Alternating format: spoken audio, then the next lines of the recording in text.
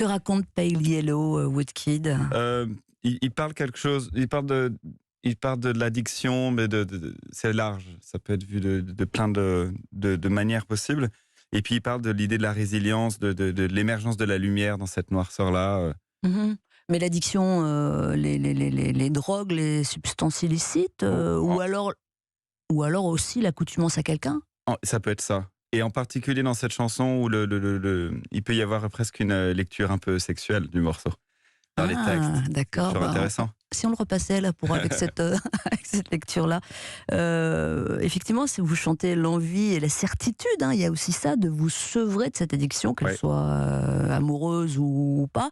Comment vous savez que vous en sortez à un moment donné? Ah bah c'est là qu'est toute l'ironie du morceau, c'est que le morceau dit ce soir c'est la dernière, alors ça peut être la dernière prise, la dernière relation, et demain my love for you will be gone, mon amour sera parti.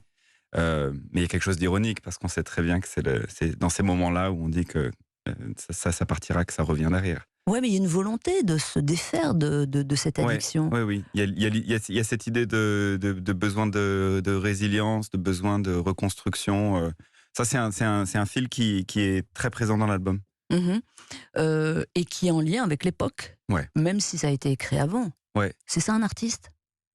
En tout cas, je pense que quand on fait la musique que je fais, dans la temporalité que j'ai décidée, qui pour moi est un petit peu politique, cette temporalité-là, par rapport à l'époque, oui, il faut beaucoup de résilience. Il faut s'accrocher parce qu'on vous ramène toujours au fait que il faut aller plus vite, qu'il faut faire de la musique pour des gens plus jeunes, qu'il faut s'adapter à un certain marché. Qui vous dit ça?